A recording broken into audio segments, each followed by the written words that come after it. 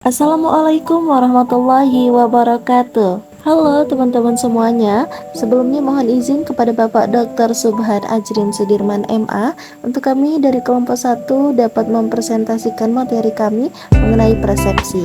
Sebelumnya anggota kami terdiri dari 3 orang sebagaimana tertera di layar. Berikut adalah materinya. Yang pertama, sensory register. Yang dimaksud dengan sensory register adalah sistem ingatan yang dirancang untuk menyimpan sebuah rekaman atau rekod mengenai informasi yang diterima sel-sel reseptor. Sel-sel reseptor merupakan sistem yang terdapat pada alat indera organ tubuh tertentu, yaitu mata, telinga, hidung, lidah, dan kulit tubuh yang merespon energi fisik dari lingkungan. Karakteristik pencatatan indera. Terdapat 3 karakteristik pencatatan indera yang memungkinkan sistem melakukan fungsi penyimpanan rekaman secara optimal, antara lain. Yang pertama, informasi disimpan di dalam bentuk yang masih kasar atau vertical form dan belum memiliki makna. Yang kedua, pencatatan indera memerlukan ukuran ruang yang cukup untuk menyimpan informasi yang ditangkap oleh reseptor. Yang ketiga, informasi yang masuk ke dalam sistem pencatatan indera berlangsung dalam waktu yang sangat singkat. Materi selanjutnya adalah jenis ingatan indera. Yang pertama, sistem ingatan sensorik atau sensory memory. Memori sensori mencatat informasi atau stimuli yang masuk melalui salah satu atau kombinasi dari panca indera. Bila stimuli atau informasi tersebut tidak diperhatikan, akan langsung terlupakan. Namun, bila diperhatikan, maka informasi tersebut ditransfer ke sistem ingatan jangka pendek. Yang kedua, ingatan jangka pendek atau short term memory.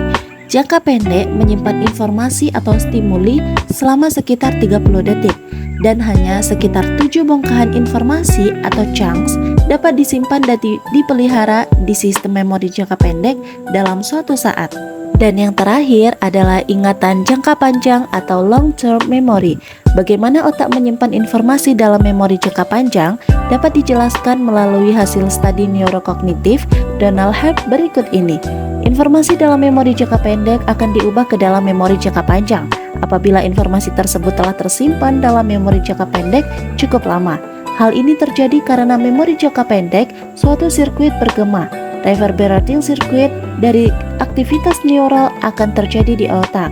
Dengan suatu putaran bangkitan dari neuron, apabila sirkuit tetap aktif dalam suatu periode, maka terjadilah perubahan kimiawi atau struktural, sehingga memori secara permanen akan tersimpan. Persepsi bawah sadar. Persepsi bawah sadar merujuk pada situasi ketika subjek melaporkan tidak melihat stimulus yang diberikan, tetapi perilaku atau aktivitas otak mereka menunjukkan bahwa informasi spesifik tentang stimulus yang tidak dirasakan memang diproses oleh otak. Selanjutnya, ilusi. Ilusi merupakan kesalahan individu dalam memberikan interpretasi atau arti terhadap stimulus yang diterimanya.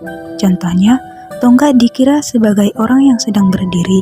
Tonggak di sini merupakan objek yang menimbulkan stimulus dan stimulus itu diartikan sebagai orang yang berdiri. Jadi, di sini terdapat kesalahan dalam memberikan interpretasi terhadap stimulus yang diterimanya. Faktor-faktor ilusi. Yang pertama, faktor ilusi kealaman.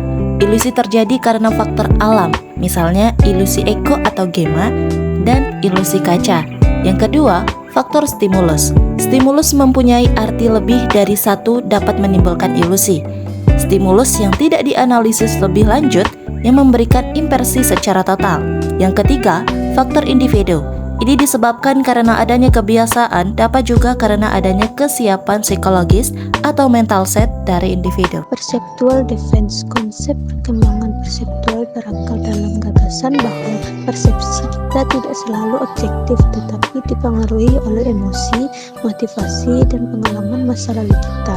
Ketika dihadapkan dengan stimuli yang dapat memicu kecemasan, ketakutan, atau emosi negatif lainnya, otak kita dapat mengaktifkan berbagai mekanisme pertahanan untuk melindungi kesejahteraan psikologis kita.